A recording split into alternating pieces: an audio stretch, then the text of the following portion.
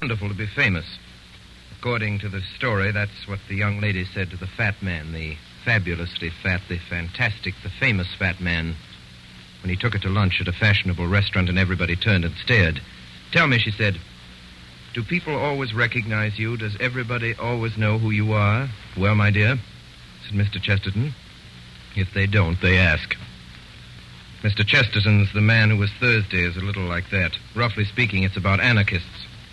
It was written, remember, in the boom of bomb-throwing in those radical, irresponsible days of the nihilists. And roughly speaking, it's a mystery story. It can be guaranteed that you will never guess the solution until you get to the end. It is even feared that you may not guess it then. You may never guess what The Man Who Was Thursday is about, but definitely, if you don't, you'll ask.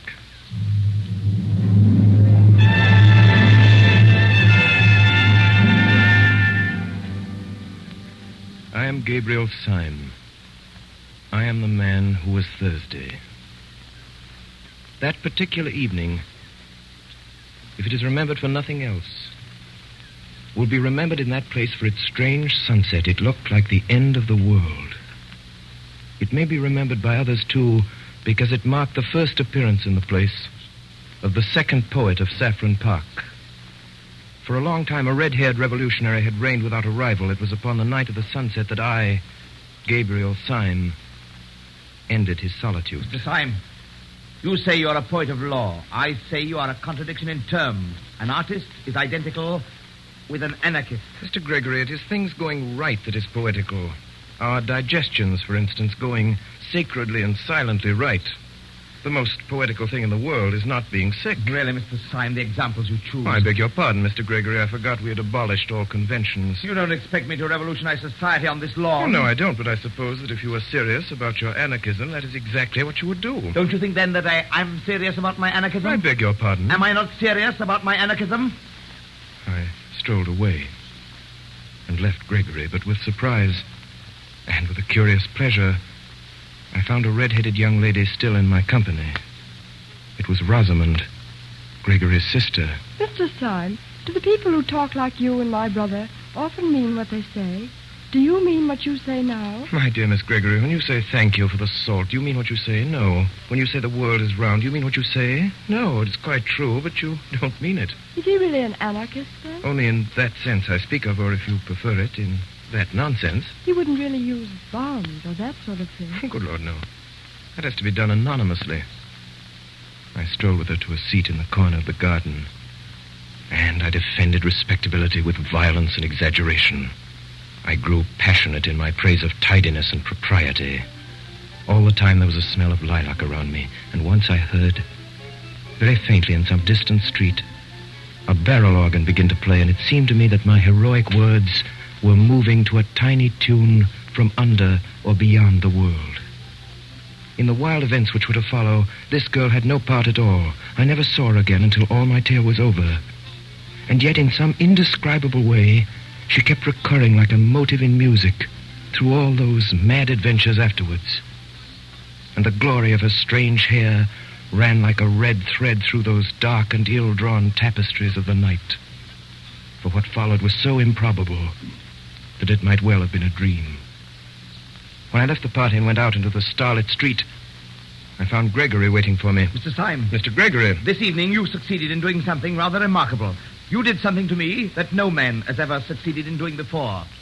You irritated me. Oh, I'm very sorry. There is only one way by which that insult can be erased, and that way I choose. I am going at the possible sacrifice of my life and honor to prove to you that you are wrong in what you said. In what I said? You said I was not serious about being an anarchist. Mr. Syme, may I ask you to swear by whatever gods or saints your religion involves that you will not reveal what I am now going to tell you to any son of Adam, and especially not to the police? Will you swear that? If you will consent to burden your soul with a vow that you should never make and a knowledge you should never dream about, I will promise you in return... You will promise me in return... I will promise you a very entertaining evening. Your offer is far too idiotic to be declined. You say that a poet is always an anarchist. I disagree, but I hope at least that he is always a sportsman. Permit me here and now to swear that as a Christian and to promise as a good comrade and a fellow artist that I will not report any of this, whatever it is, to the police. And now, what is it? I think that we will take a cab.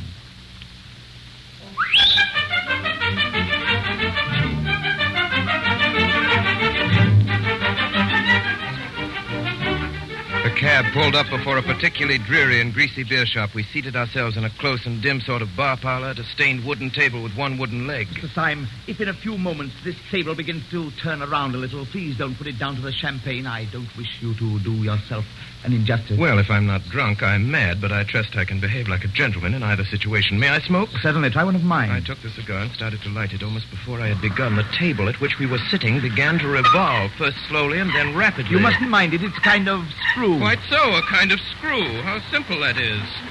The next moment, we two, with our chairs and tables, shot down through the floor as if the earth had swallowed us.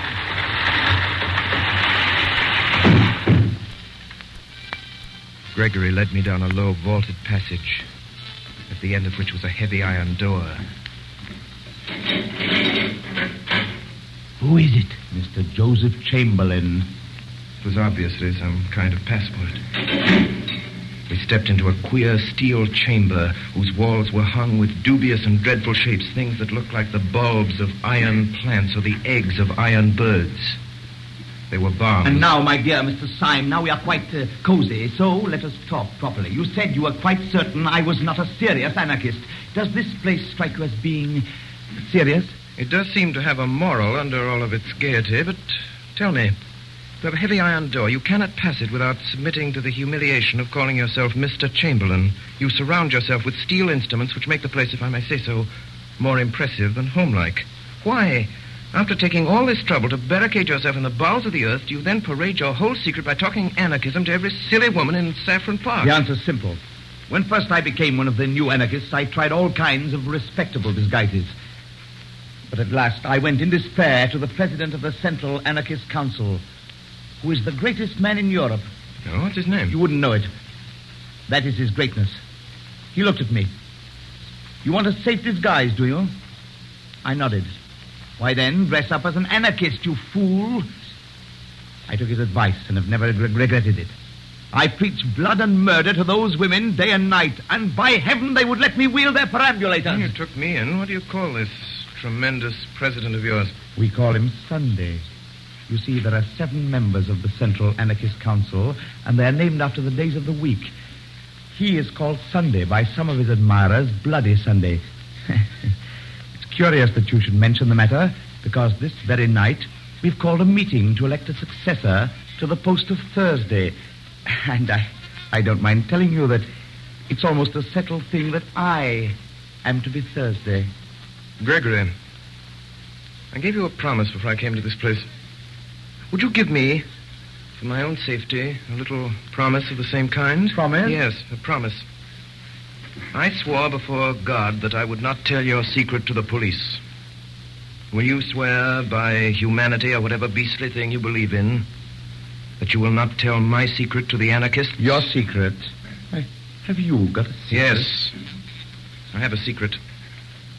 Will you swear? Yes, I will swear not to tell the anarchists anything you tell me. But look sharp. They'll be here in a couple of minutes. Well, Gregory, I don't know how to tell you the truth more shortly than by saying that your expedient of dressing up as an aimless poet is not confined to you or your president. We've known the dodge for some time at Scotland Yard. What do you say? Yes, Gregory. I'm a police detective. Mr. Joseph Chamberlain? Mr. Joseph Chamberlain. It was repeated twice, and thrice, and then 30 times.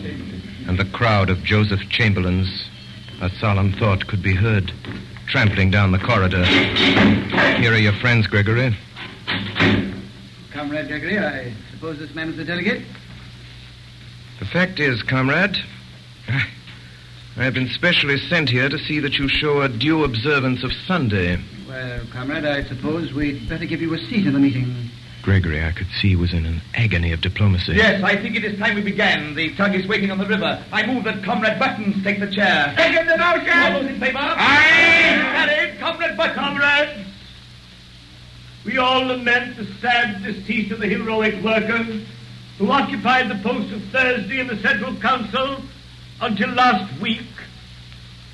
He organized the great dynamite coup of Brighton, which under happier circumstances ought to have killed everybody on the pier. Upon you tonight, comrades, it devolves to choose out of the company present the man who shall be called Thursday. If any comrade suggests a name, I will put it to the vote. I move that Comrade Gregory be elected Thursday. Does anyone second? Second the motion. Before I put the matter to the vote, I will call on Comrade Gregory to make a statement. Gregory rose. He must have figured out that his best chance was to make a softened and ambiguous speech, such as would leave in my mind the impression that the Brotherhood was a very mild affair after all. My friend! There is a back there. It is deep under the earth that we, the persecuted, are permitted to assemble as the Christians assembled in the catacombs. Suppose we seem as shocking as the Christians because we are really as harmless as the Christians. Suppose we seem as mad as the Christians because we are really as meek. I am not meek. Comrade Witherspoon tells us that he is not meek. How little he knows himself. We are simple, as they were simple. Look at Comrade Witherspoon. We are modest, as they were modest. Look at me. We are merciful. I say we are merciful as the early Christians were merciful. Yet, this did not prevent their being accused of eating flesh. Now, we do not eat human flesh. Shame, why not? Comrade Witherspoon is anxious to know why nobody eats him. In our society, at any rate, which loves him sincerely, which is founded on love. No, down with love. Which is founded on love. There will be no difficulty about the aims which we shall pursue as a body, or which I should pursue were I chosen as the representative of that body. Does anyone oppose the election of Comrade Gregory? Yes,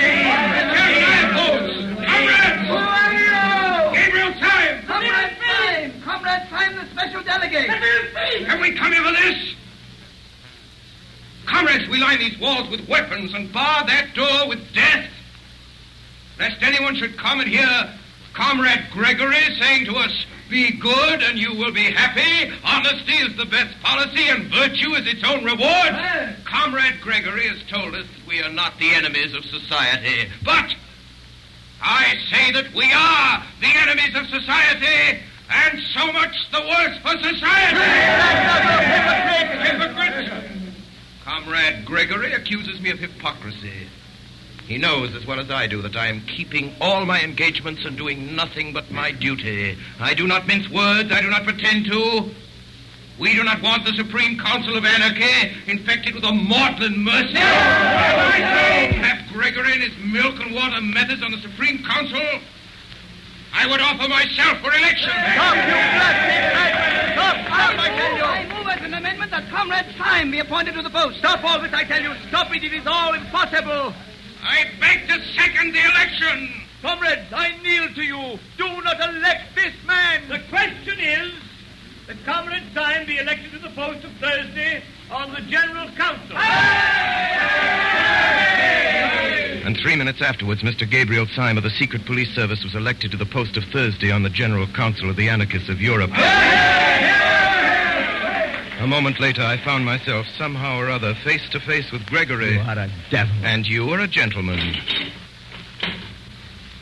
Comrade Thursday, the boat is quite ready. Comrade Gregory, you've kept your word. You're a man of honor, and I thank you. What do you mean? What did I promise you? A very entertaining evening.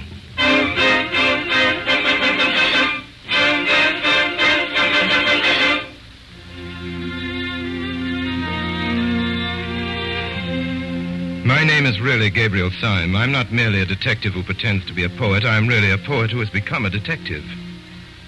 I come of a family of cranks. One of my uncles always walked about without a hat. And another had made an unsuccessful attempt to walk about with a hat and nothing else. Being surrounded with every conceivable kind of revolt from infancy, I had to revolt into something, so I revolted into the only thing left, which was sanity. Now, some months before that evening in Saffron Park, I appeared before a high official in Scotland Yard. I was led to a side door. And almost before I knew what I was doing, I was suddenly shown into a room, the abrupt blackness of which startled me like a blaze of light. Are you the new recruit? All right, you're engaged. I really have no experience. No one has any experience of the Battle of Armageddon. But I'm really unfit. You're willing, that is enough. Well, really? I don't know any profession of which mere willingness is the final test. I do. Martyrs. I'm condemning you to death. Good day.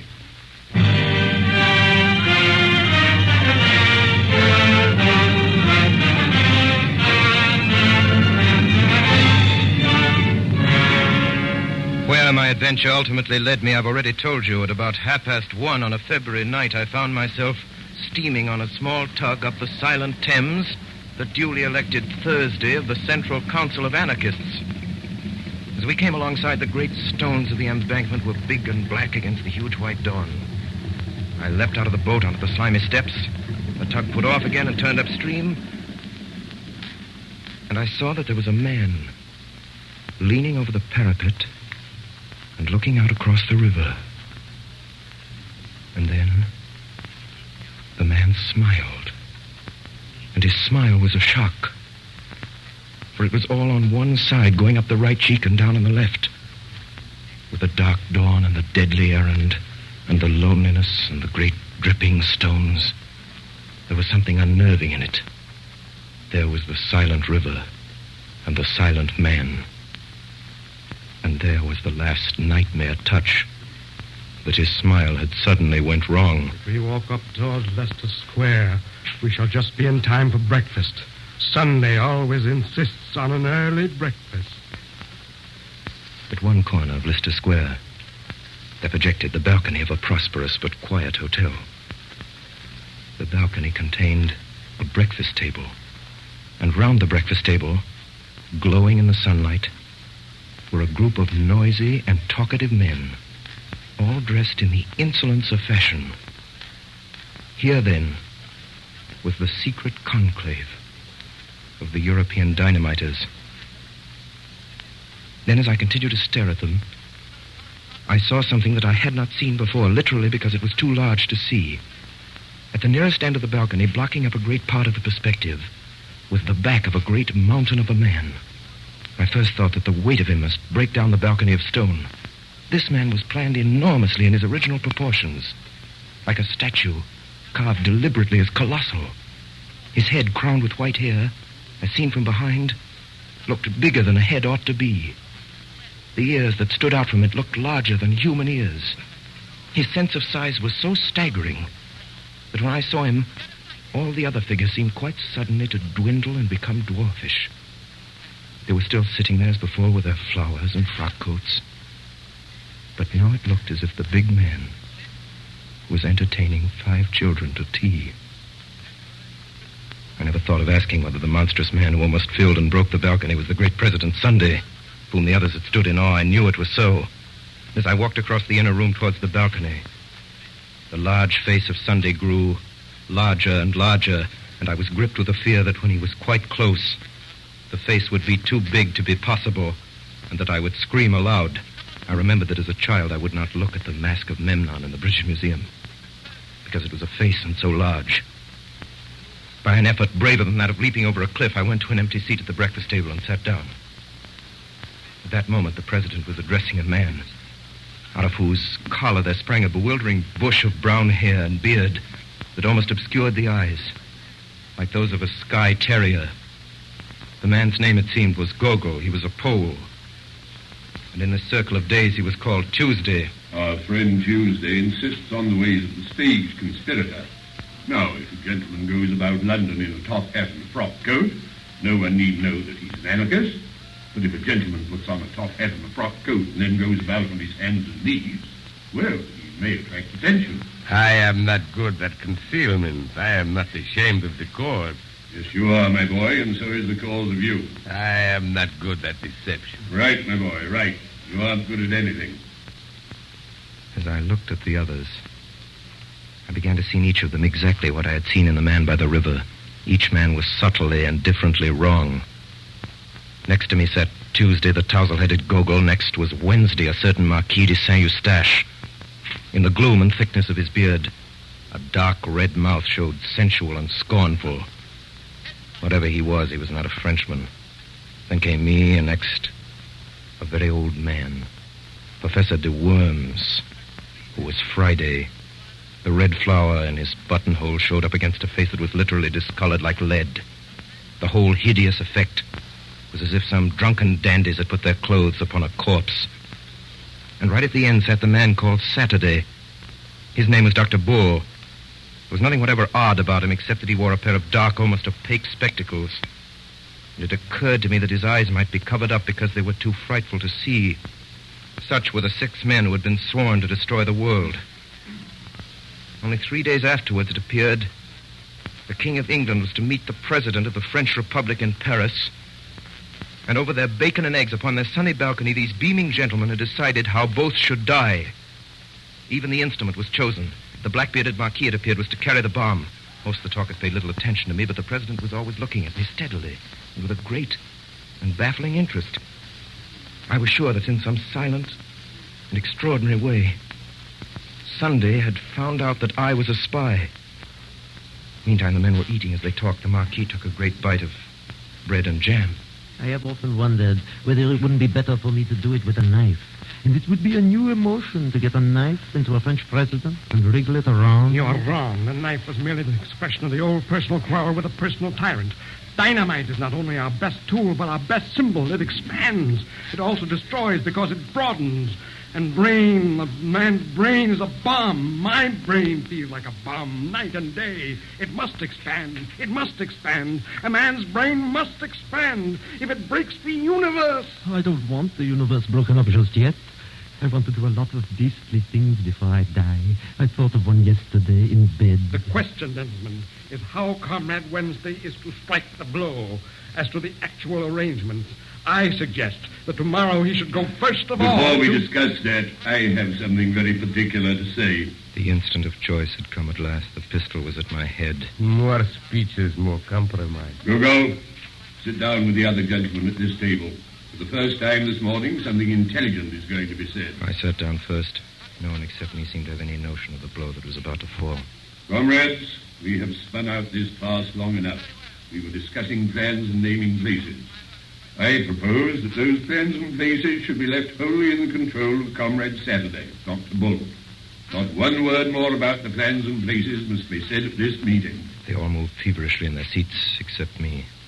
I sat stiff in mine with my hand in my pocket and on the handle of my loaded revolver. Gentlemen, there is a spy at this table. He'll waste no more words. His name... I half rose from my seat, my finger firm on the trigger. His name is Gogol. He's that hairy humbug over there who pretends to be a Pole. How in God's name did you know? And now, my man, I gather that you fully understand your position. You bet. I see it's a fair cop. All I say is I don't believe any Pole could have imitated my accent like I did his. I concede the point. I believe your accent to be inimitable, so I shall practice it in my bath. Do you mind leaving your beard with your card? Not a bit. Tuesday, if you ever tell the police or any human soul about us, I shall have exactly 2.5 minutes of discomfort. On your discomfort, I will not dwell. Good day. Mind the step. The detective who had masqueraded as Gogol rose to his feet without a word and walked out of the room with an air of perfect nonchalance.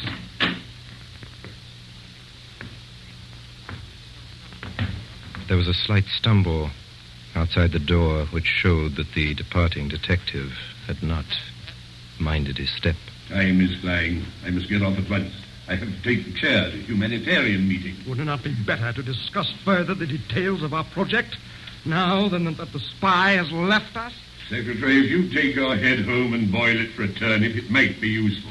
I can't say, but it might. I really fail to understand. You fail to understand? Why, you dancing donkey. You didn't want to be overheard by a spy, did you? How do you know you aren't overheard now?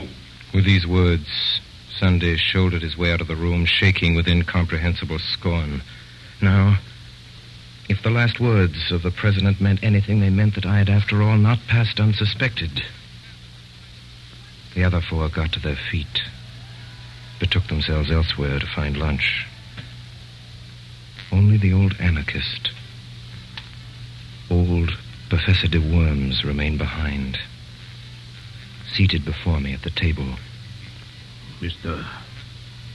Gabriel Syme. Yes, Professor? You policeman. Policeman? Whatever made you think of a policeman in connection with me? The process was simple enough. I thought you looked like a policeman. I think so now. Why must I be a policeman? Do let me be a postman. You hear me ask a plain question? You paltering spy. Are you or are you not a police detective? No. You swear it. If you swear falsely, will you be damned? Will you be sure that the devil dances at your funeral? Will you see that the nightmare sits on your grave? You are an anarchist. You are a dynamiter. Above all, you are not in any sense a detective. You are not in the British police. I'm not in the British police. Professor de Worms fell back in his seat with a curious air of kindly collapse. Well, that's a pity because I am.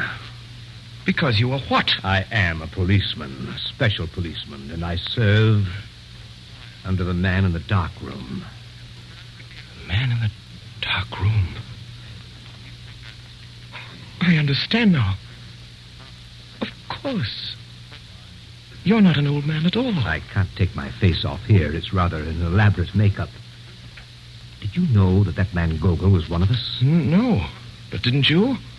I knew no more than the dead. Why, then there were 3 of us there. 3 of us sitting here out of 7. And it's a fighting number. If we'd only known that there were 3. We were 3. If we'd been 300, we still could have done nothing. Not if we were 300 against 4. No. Not if we were 300 against Sunday. Professor, it's intolerable. Are you afraid of this man? Yes, I am.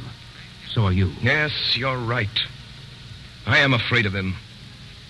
Therefore, I swear by God that I will seek out this man whom I fear until I find him and strike him on the mouth. If heaven were his throne and the earth his footstool, I swear that I would pull him down. How? Why? Because I'm afraid of him. And no man should leave in the universe anything of which he is afraid. Have you any idea exactly what you're going to do? Yes, I'm going to prevent this bomb being thrown in Paris. Have you any conception how? No. You remember, of course, that when we broke up rather hurriedly, the whole arrangements for the atrocity were left in the private hands of the Marquis and Dr. Bull. The Marquis is by this time probably crossing the Channel. The only man who knows where he's going is Dr. Bull. Confound it, and we don't know where Bull is. Yes. I know where he is. Will you tell me? I'll take you there. What do you mean? Would you join me? Will you take the risk? Young man, you think that it is possible to pull down the president. I know that it is impossible, and I'm going to try it.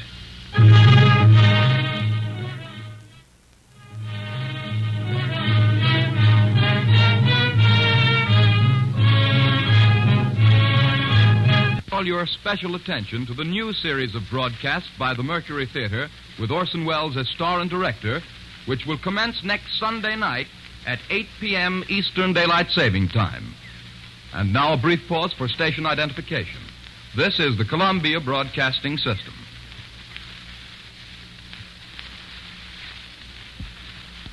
We continue now with the performance of G.K. Chesterton's The Man Who Was Thursday by Orson Welles and the Mercury Theatre on the air.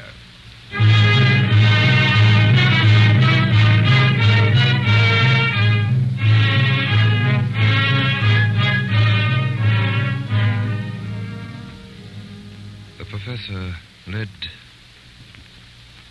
me to a very respectable inn. And in that place we dined very thoroughly. Can you play the piano? Yes, I'm supposed to have a good touch. You would have done just as well if you could work a typewriter. Thank you. You flatter me. Listen to me. There is no man except the president who is so seriously startling and formidable as Dr. Bull, that little grinning fellow in goggles. Depend on it. Sunday was not asleep when he locked up all the plans of this outrage in the round, black head of Dr. Bull. Do you think that this unique monster will be soothed if I play the piano to him? I mentioned the piano because it gives one quick and independent fingers. Sime, if we are to go through this interview and come out sane or alive, we must have some code of signals between us that this brute will not see. I have made a rough alphabetical cipher corresponding to the 5 fingers like this. Listen. B. A. D. Bad. A word we may frequently require. I began to study the scheme.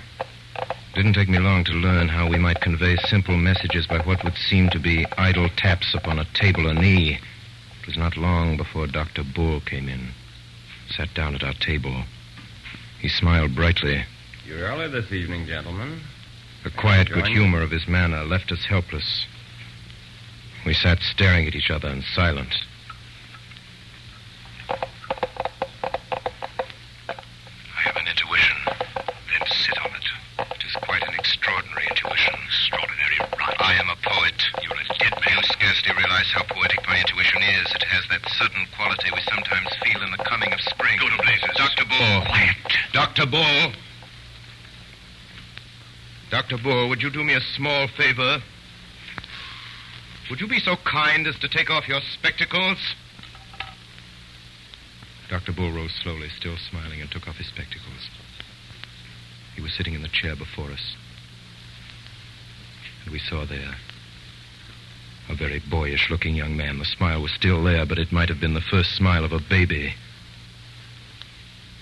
Dr. Bull, I am a police officer. The dark room. The dark room. Well, I'm awfully glad you came so early, for we can all start for France together. Yes, I'm in the force, all right. But good heavens, if this were true, there were more blasted detectives than there were blasted dynamiters at the blasted council. We might easily have fought. We were 4 against 3. No. No, we were not 4 against 3. We were not so lucky. We are 4 against 1.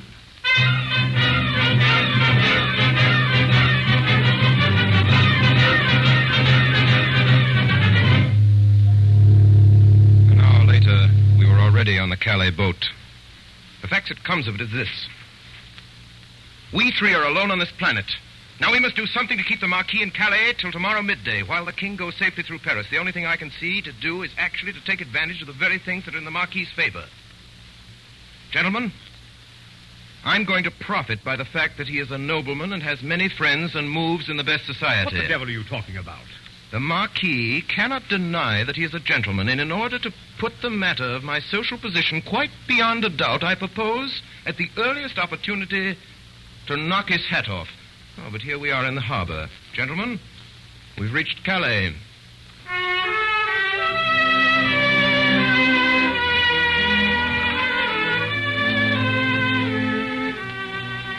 A band was playing in a Café Chantant hidden somewhere among the trees, where sat the Marquis de Saint-Eustache. The man had 2 companions, solemn Frenchmen in silk hats. You are Monsieur Syme, I think. And you are the Marquis de Saint-Eustache.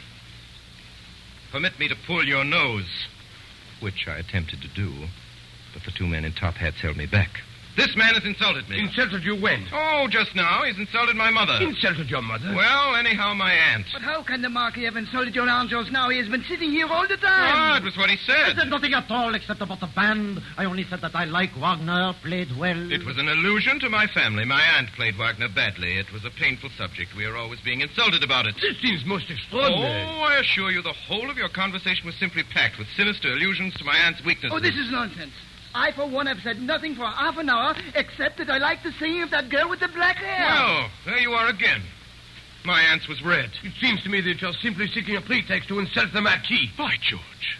What a clever chap you are. Seeking a quarrel with me. By heaven, there was never a man who had to seek long. These gentlemen will perhaps act for me. There are still 4 hours of daylight. Let us fight this evening. Marquis, your action is worthy of your fame and blood. Permit me to consult with the gentleman in whose hands I shall place myself. Good day. Syme, what are you up to? Now listen carefully. Bull, Professor, you are my seconds. And you must insist on the duel coming off after 7 tomorrow, so as to keep him from catching the 7:45 for Paris. If he misses that train, he misses the King of England. You understand? So at 7:20, we met on a small meadow not far from the railway. I'd made up my mind that I could avoid disabling the Marquis and prevent the Marquis from disabling me for at least 20 minutes. In 20 minutes, the Paris train would have gone by. Gentlemen, engage. I'm not a bad fighter. Every now and then, I could almost fancy that I felt my point go home. But there was no blood on the blade or my shirt. And now we could hear the Paris train. There was no doubt about the hit this time. I was as certain that I had stuck my blade into my enemy as a gardener that has stuck his spade into the ground. Yet there was no blood on it at all. Marquis fought wildly. He constantly looked away at the railway line, almost as if he feared the train more than the pointed steel. I aimed less at the Marquis's body and more at his throat and head. A minute and a half afterwards, I felt the point enter the man's neck below the jaw. It came out clean. I thrust again and made what should have been a bloody scar on the Marquis's cheek. But there was no scar. Stop! I want to say something. It is rather important. Mr. Syme, you expressed a wish to pull my nose. Would you oblige by pulling my nose now as quickly as possible? I have to catch a train. I protest that this is most irregular. Will you or will you not pull my nose? Come, Mr. Syme. Don't be selfish. Pull my nose at once when I ask you. I took 2 paces forward and seized the Roman nose of this remarkable nobleman. I pulled it hard, and it came off in my hand. If anyone has the use for my left eyebrow, he can have it. Do accept my left eyebrow. It is the kind of thing that might come in useful any day. The Marquis was recklessly throwing parts of himself right and left about the field. You are making a mistake, but it can't be explained just now. I tell you, the train has come into the station. Yes, Marquis, and the train shall go out of the station. It shall go out without you. Will you drive me mad? You shall not go by the train. You great, fat, blasted, blear-eyed, blundering, thundering, brainless, doddering, blasted fool. You great, silly, pink-faced toy-headed turnip. You shall not go by this train. And why in the infernal blazes should I want to go by the train? We know all. You are going to Paris to throw a bomb. Going to Jericho to throw a Jabberwock. I didn't care about catching the train. I cared about whether the train caught me, and now, by God, it has caught me. What do you mean? It means everything, the end of everything. Sunday has us now in the hollow of his hand. Us? What do you mean by us? The police, of course. I am no Marquis. I am Inspector Ratcliffe of Scotland Yard. Then the whole bally lot of us on the Anarchist Council were against anarchy. Every born man was a detective except the president and his personal secretary. What can it mean? It means that we are struck dead.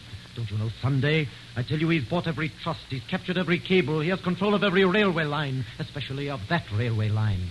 The whole movement was controlled by him. Half the world was ready to rise for him.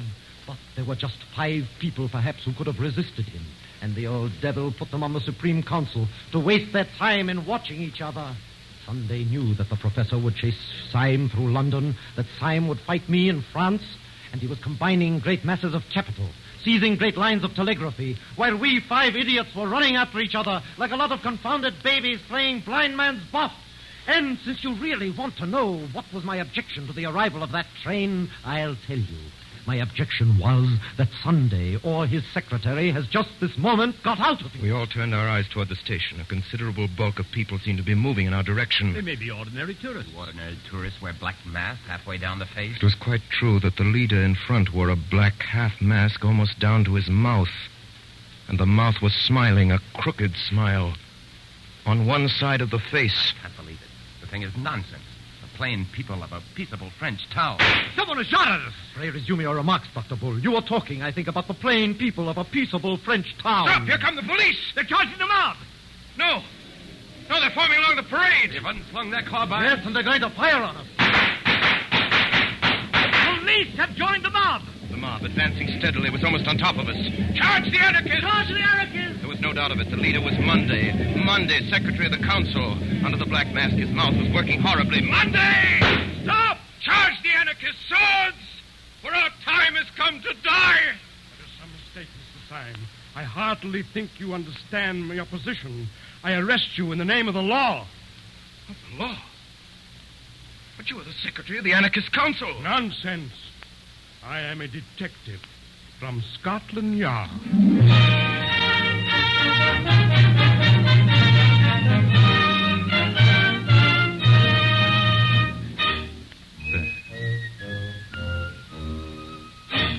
That night, 5 bewildered but hilarious detectives returned to London. And next morning, having found Gogol, we marched stolidly toward the hotel in Leicester Square. This is more cheerful. We're 6 men going to ask one man what he means. I think it's a bit queerer than that. I think it's 6 men going to ask one man what they mean. We saw at once the little balcony and a figure that looked too big for it.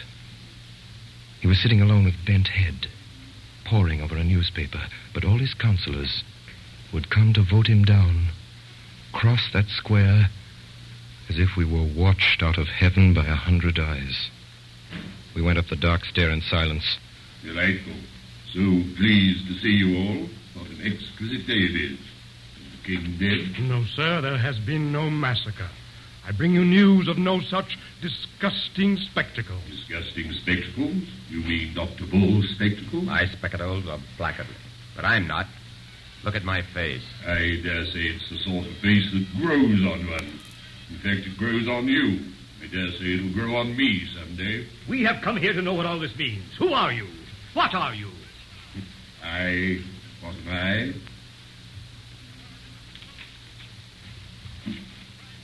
If you want to know what you are, you're a set of highly well-intentioned young jackasses. And you, what are you? What am I?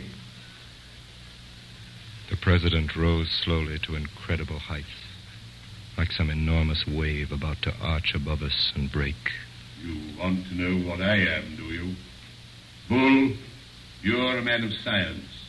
Grub in the roots of these trees and find out the truth about them. Syme, you're a poet.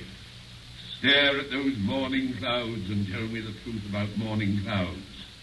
But I tell you this, that you will have found out the truth of the last tree and the topmost cloud before the truth about me.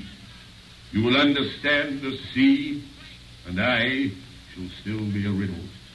You shall know what the stars are, and not know what I am. Since the beginning of the world, all men have hunted me like a wolf. Kings and sages and poets and lawgivers, all the churches and all the philosophers. But I have never been caught yet, and the skies will fall in the time I turn to bay. I have given them a good run for their money, and I will now. Before any of us could move, the monstrous man had swung himself over the balustrade of the balcony, yet before he dropped, he pulled himself up again and thrust his great chin over the edge of the balcony. There's one thing I'll tell you, though, about who I am. I am the man in the dark room who made you all policemen.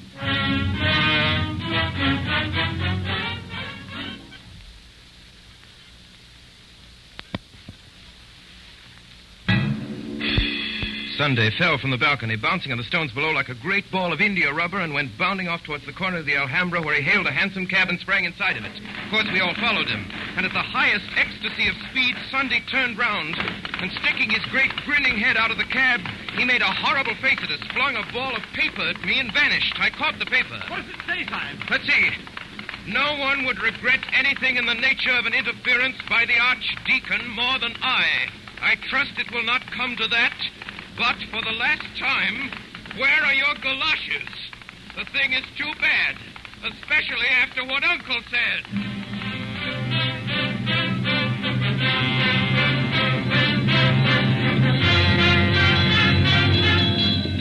Fire engine appeared, and the president leaped incredibly from his hansom, caught the back of the engine, and slung himself onto it. After him! There's no mistaking the fire engine! Our cabmen whipped up their horses, and the president acknowledged this proximity by coming to the back of the fire engine, bowing repeatedly, kissing his hand, and finally flinging out to us a neatly folded note. Read it! Read it! Fly at once! The truth about your salvage treasures is known! A friend!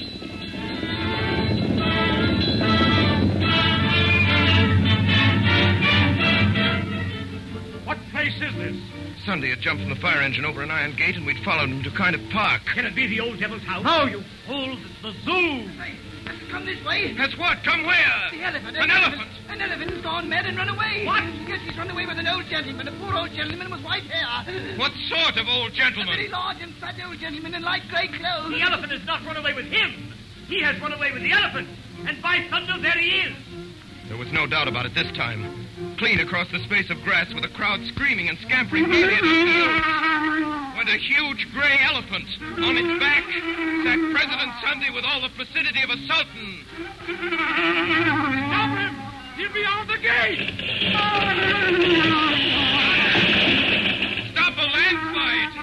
He's out of the gate!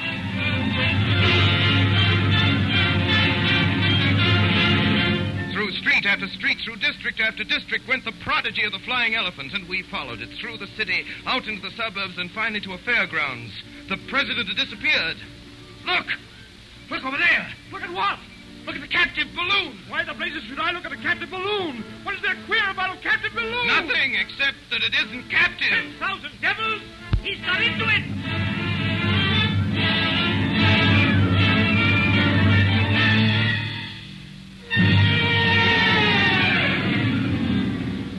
We'd followed that balloon. All afternoon we'd followed it, and then, about twilight, the preposterous thing had staggered in the sky and sunk from view into the woods. Oh, if he's cheated us all by getting killed, it would be like one of his larks. And almost at the same moment, all 6 of us realized that we were not alone in the little field. Across a square of turf, a tall man was coming towards us, leaning on a strange long staff like a scepter. His advance was very quiet. He might have been one of the shadows of the wood. Gentlemen, my master has a carriage waiting for you in the road just by. Who is your master? I was told you knew his name. Where is this carriage? Has been waiting only a few moments. My master has only just come home.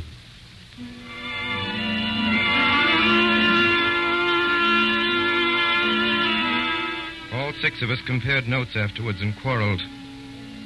But we all agreed that in some unaccountable way the place where we came that night reminded us of our boyhood. It was either this elm top or that crooked path. It was either this scrap of orchard or that shape of a window. But each man of us declared that he could remember this place before he could remember his mother. Refreshments are provided for you in your room. I entered a splendid suite of apartments that seemed to be designed specially for me. I have put out your clothes, sir. Clothes? I have no clothes except these. My master asks me to say that there is a fancy dress ball tonight. You're to be dressed as Thursday, sir. Dressed as Thursday? Doesn't sound a very warm costume. Oh, yes, sir. The Thursday costume is quite warm, sir. It fastens up to the chin.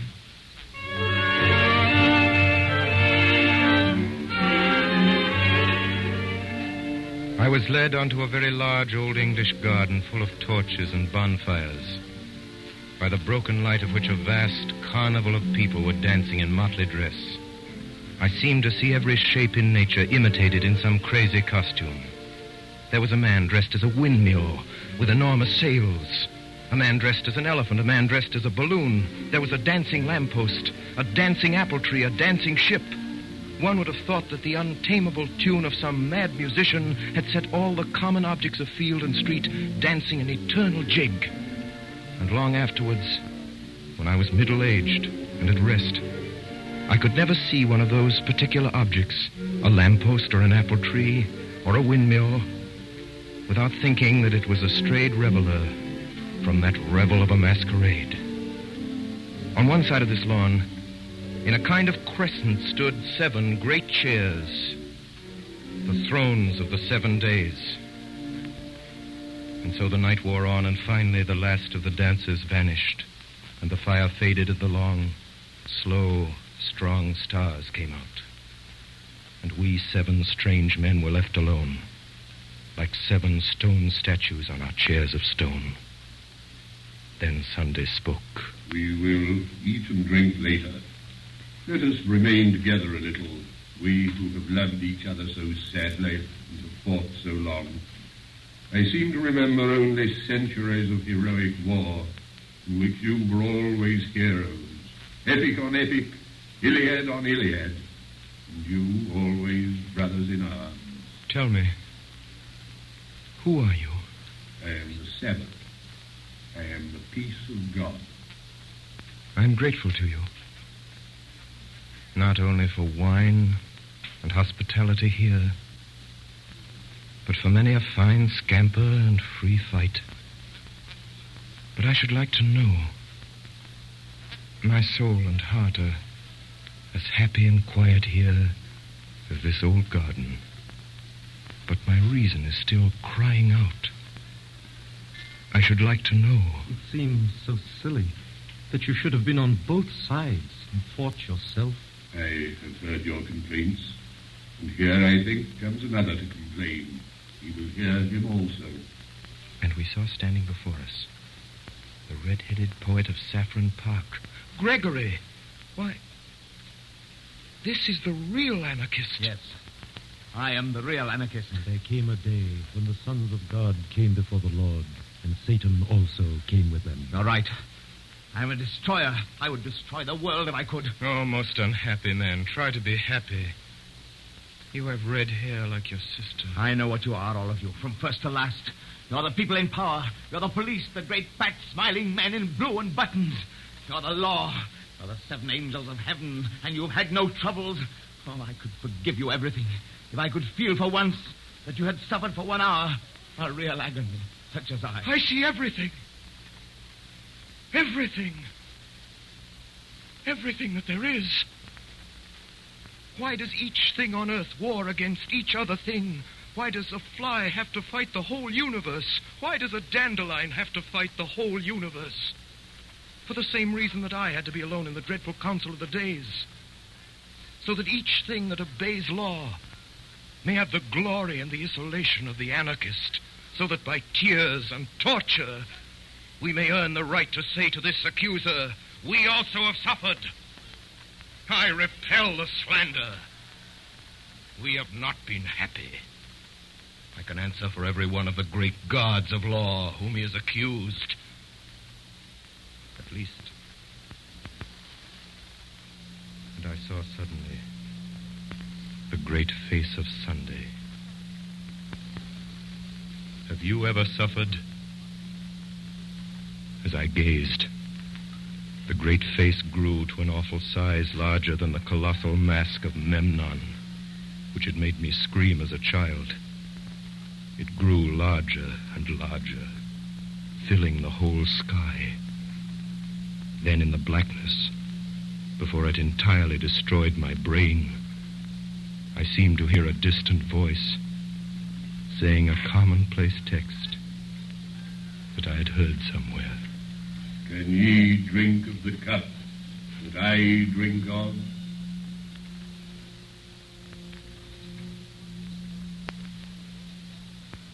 When men in books awake from a vision, they commonly find themselves in some place in which they might have fallen asleep. I could only remember that gradually and naturally, I knew that I was awake and had been walking along a country lane. Dawn was breaking over everything, in colors at once clear and timid, as if nature made a first attempt at yellow and a first attempt at rose. A breeze blew so clean and sweet that one could not think it blew from the sky. It blew rather through some hole in the sky. I felt a simple surprise when I saw, rising all round me on both sides of the road, the red, irregular buildings of Saffron Park. I walked by instinct along one white road on which early birds hopped and sang, and found myself outside a fenced garden.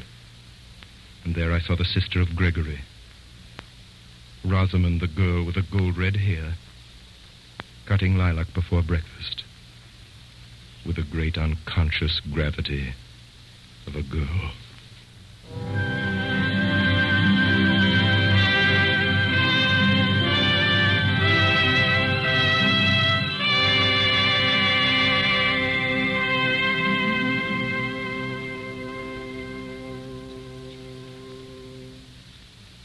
Tonight, the Columbia Broadcasting System, through its member stations coast to coast, and the network of the Canadian Broadcasting Corporation, has brought you a production of G.K. Chesterton's The Man Who Was Thursday, by Orson Welles and the Mercury Theatre on the air.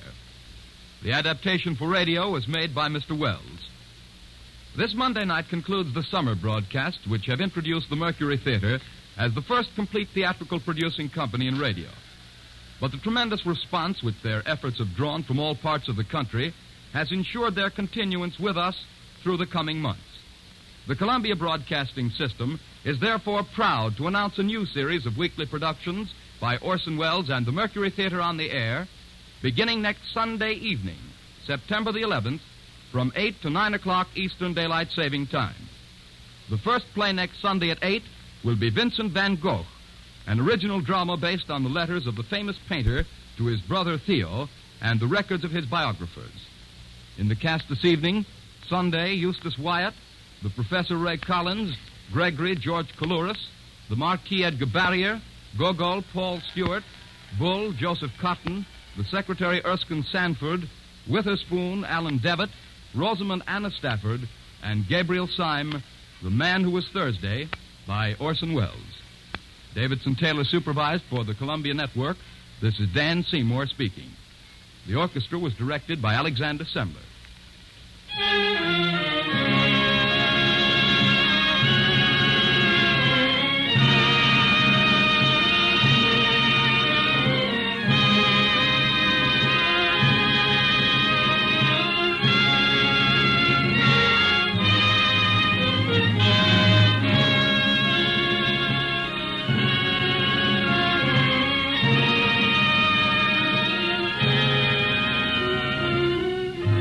Remember, next Sunday evening at 8 o'clock Eastern Daylight Saving Time, Orson Welles and the Mercury Theatre on the air in Vincent van Gogh.